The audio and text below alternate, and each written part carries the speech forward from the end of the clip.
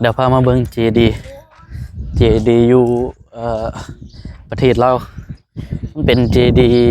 อยู่ฝั่งตรงข้ามกับถนนชัยโขงของนครพนมเนาะฝั่งพุ่นก็อันนี้มันจะเป็นพวกถนนชัยโขงนะครับไปฮอดพุ่นนี่เพิ่นเฮ็ดสร้างเจดีย์ส่วนฝั่งนี้เพิ่นกำลังปรับปรุง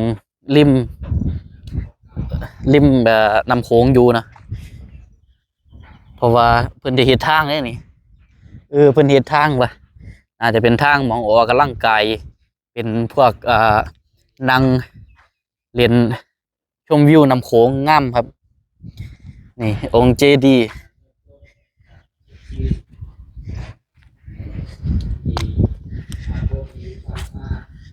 ประเทศลาว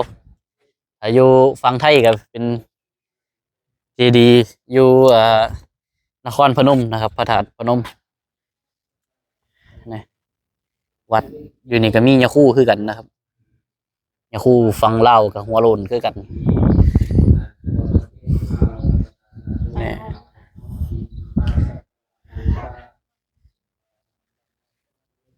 เดี๋ยวจะพายางขึ้นไปถอดเกือบบ่มันก็ต้องถอดบ่ล่ะ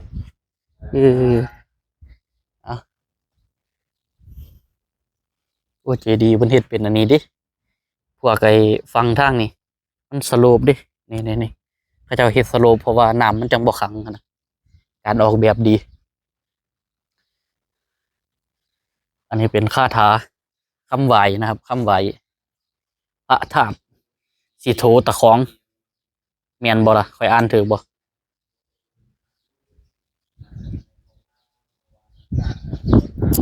ลมเย็นดีครับช่วงยามมื้อแลงแฮ่งคักลมเย็นบักคักเลยเด้นักท่องเที่ยวก็มาเรื่อยๆมีทั้งคนไทยคนลาวส่วนมากมีคนไทยแล้วคนส่วนมากที่ขามมาแต่มื้อนี้ผมมาเนี่ยคนไทยขามมาบักหลายบักคักเลยล่ะฟังทางพุ่นเป็นทางเขาครับผมเขาทางหลังนะอันนี้เป็นทางหน้ามันก็จะมีชุดให้เปลี่ยนใส่ผู้ใดอยากใส่สุดนี่สุดอยู่หม้องนี้ใส่เข้ามาไหว้พระธาตุได้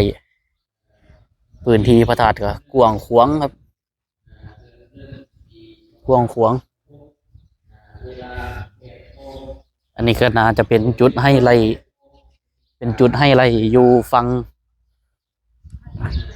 ใกล้น้ำโขงอะเนาะเป็นประเทศไทยกับพระธาตุพนมนะครับวัดเพิ่นก็พื้นที่กว้างขวางอยู่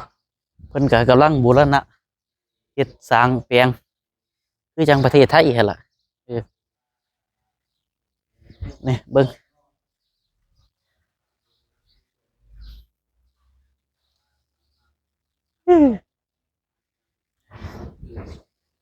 ยามมื้อแลงถ้าเขาเจ้ามาเฮ็ดร้านอยู่นี่แบบคือสิดีเลยแบบ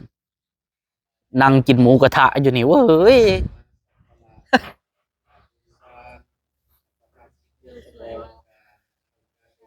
อันนี้ก็มีอันนี้เนาะ